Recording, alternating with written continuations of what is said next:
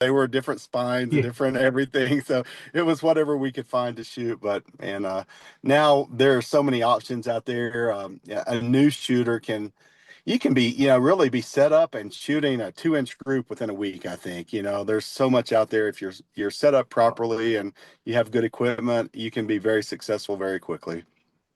Well, especially if you get somebody that knows how to teach you. Yeah. I always Yeah. taught beginners the same way. Basically, your Olympic archers, the Uh-huh. technique they're using, the back tension release, I teach beginners.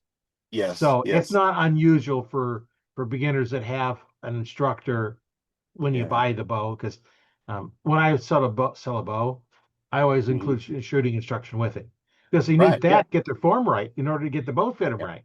So they kind of Yes. go both together. Otherwise, just hand them a bow and say, go shoot it.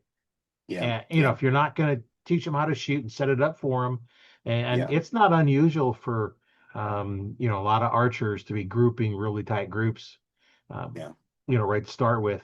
I had one Yeah. guy, his very first bow, he bought a higher end bow because he had the money and he didn't want to buy a lower one and go upgrade later. And it Yeah. took him 2 weeks to get his first Robin Hood. Oh, wow. Yeah. That's crazy. That I is taught him how to crazy. shoot, and he paid attention. He practiced, and he come in one day from the range and says, "Oh man, I just wrecked $20." And I'm like, yeah, because you It's get the high dollar, you know, 1,000 straightness carbons.